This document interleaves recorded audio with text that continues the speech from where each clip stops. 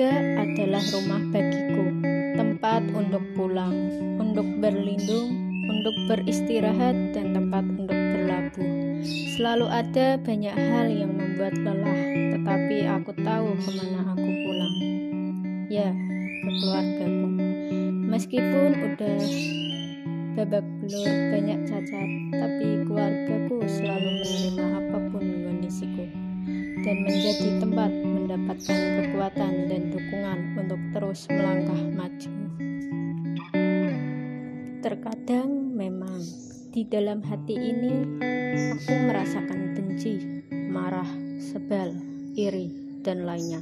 Tetapi keluarga itu tempat di mana kita belajar menerima bahwa semenyebalkan apapun gak akan merubah takdir kalau mereka adalah keluarga.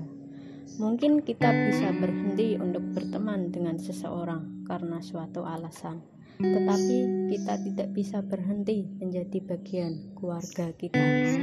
Di sisi lain, aku bisa merasakan apa itu penerimaan, kepercayaan, kasih sayang, hingga ketulusan. Selanjutnya saya akan sedikit bercerita tentang anak pertama perempuan.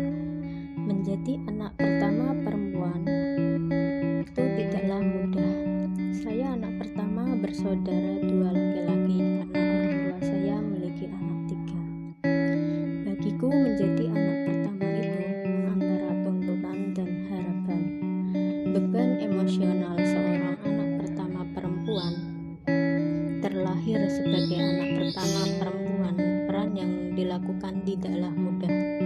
Meskipun tidak semua pengalaman anak pertama sama, namun sebagian besar anak pertama, entah laki-laki maupun perempuan, akrab dengan segala tuntutan sejak lahir. Mereka adalah harapan terbesar dalam keluarga. Mereka adalah harapan terbesar dalam keluarga. Mereka dituntut untuk menjadi pribadi yang kuat dan mandiri dibanding dengan saudaranya yang lain. Terkadang mereka ingin mempunyai kakak yang bisa juga menjadi panutannya. Namun, terlahir sebagai anak pertama, ternyata harus bisa menjadi seseorang yang harus bisa mengayomi saudara yang lain. Memang, saya merasa hal itu cukup sulit saya lakukan. Tapi saya ingat saya adalah sosok perempuan yang hebat dan kuat, berusaha tegar di depan orang tua maupun adik-adikku. Di sisi lain, menjadi anak pertama perempuan dari sebuah keluarga sangat berat. Di samping sebagai tulang punggung keluarga, anak pertama juga sangat erat dengan sosok yang tegar dan mandiri. Tidak ada yang tahu bagaimana proses perjuangannya yang terlihat tangguh dan tegar itu. Ia bisa menangis sejadi-jadinya sendiri. Ia tertatih berusaha melawan keterbatasan.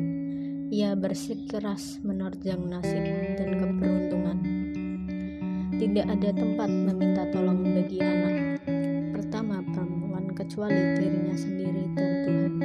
Ketika anak pertama perempuan merasakan pahit kehidupannya saat masih menjadi anak, naluri keibuan memanggilnya untuk tidak membiarkan anak-anaknya kelak menderita sepertinya.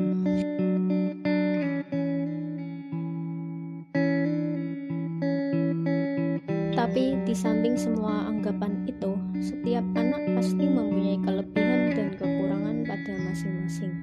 Entah anak pertama, kedua, ketiga, ataupun termuda di dalam keluarga. Wajar jika orang tuaku berharap kepadaku akan keberhasilanku, karena aku yang diharapkan sebagai contoh dan pembuka jalan untuk adik-adikku.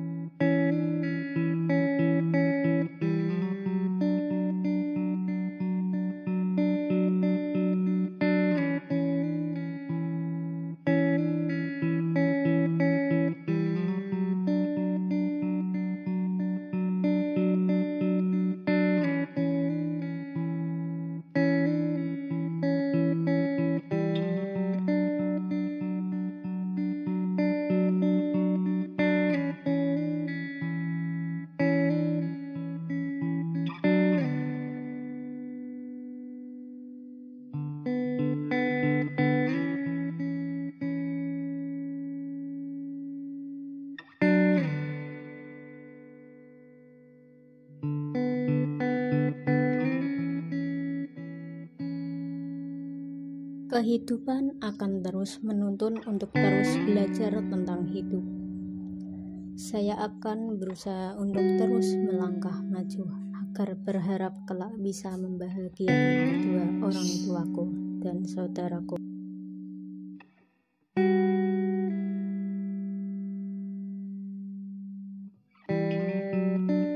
Itu sedikit cerita dari judul yang saya ambil sebagai anak pertama perempuan. Semoga kalian yang juga anak pertama perempuan tetap semangat dan kuat untuk menggapai cita-cita dan harapan untuk orang tua dan saudara.